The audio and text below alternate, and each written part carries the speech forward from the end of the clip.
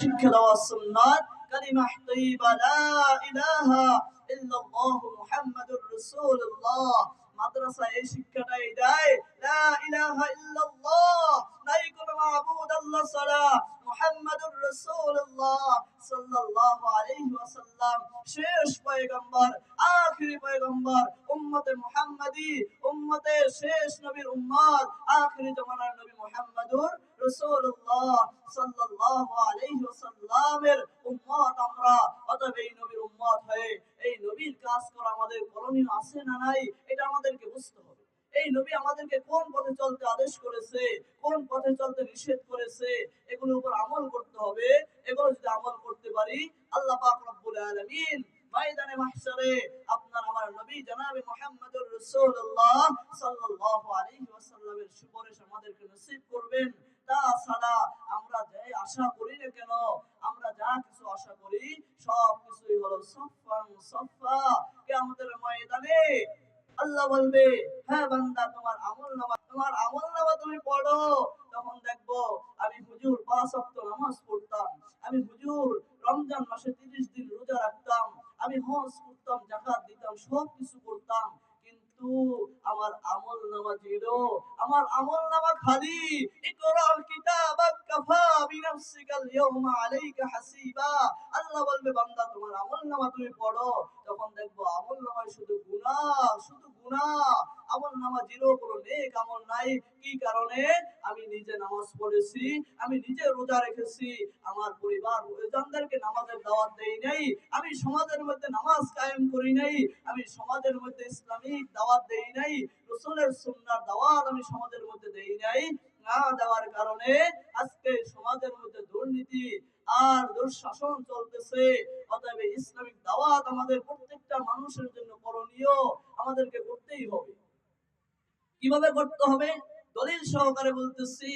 আল্লাহ পাক রাসূল বলেন, বাল্লিগু আন্নি ওয়ালাউ আয়া। আমার উম্মতেরা, আমি রাসূল চলে গেলাম, আমি রাসূল চলে যাওয়ার পরে এই সমাজে আমি নবী যে দাওয়াত নিয়ে এসেছিলাম, লা ইলাহা ইল্লাল্লাহ, বলো লা ইলাহা ইল্লাল্লাহ। যখন লা ইলাহা ইল্লাল্লাহ তোমার মৃত্যুর সময় জবানে জারি হয়ে যাবে, আল্লাহর রাসূল বলেন, ফাদাখালাহুল্লাহুল জান্নাহ, তুমি বিনা হিসাবে জান্নাতি। সুবহানাল্লাহ। অতএব এই কালিমার দাওয়াত আমরা দিচ্ছি আমাদেরকে, ছোট বাচ্চাদেরকে, শিশুদেরকে নুরানি মাদ্রাসায় এই কালিমাই শিখাচ্ছি। আর স্কুল কলেজ ভার্সিটির দিকে আপনারা একটু তাকায়া চোখ বিয়োগ করেন। আমি হুজুর আপনাদের বিরুদ্ধে করব না, আমি বিরুদ্ধে করার জন্য উঠি নাই, আমি বিরুদ্ধে করার জন্য কোনো কথা বলছি না।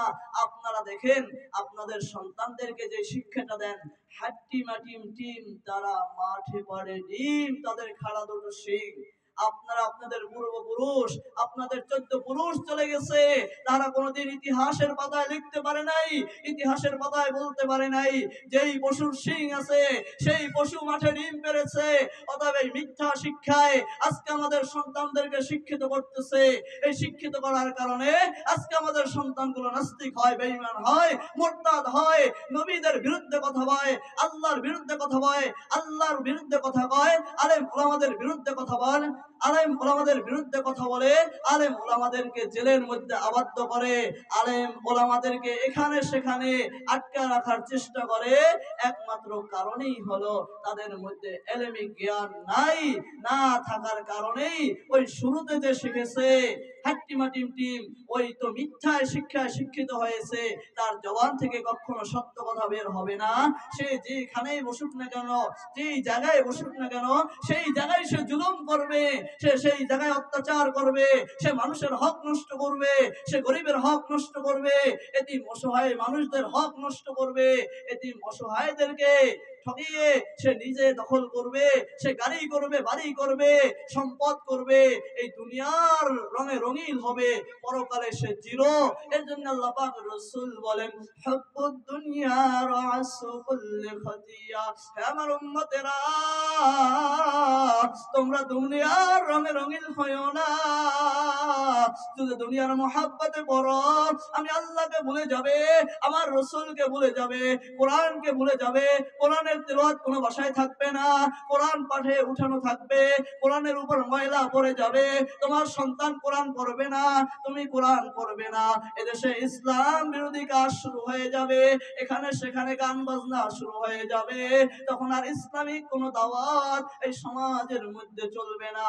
এই সমাজের মধ্যে যারা ইসলামের দাওয়াত দিবে, ইসলামের কাজ করবে, তাদের বিরুদ্ধে মানুষ কথা বলা শুরু করবে, তাদেরকে নিয়ে তাদেরকে ছোট করার জন্য এখানে সেখানে বসে ইসলাম বিদ্বেষী কথা বলবে, আলেমদেরকে ঠকানোর জন্য, আলেম উলামাদের বিরুদ্ধে কথা বলার জন্য মানুষের সাথে সমালোচনা করা শুরু করবে।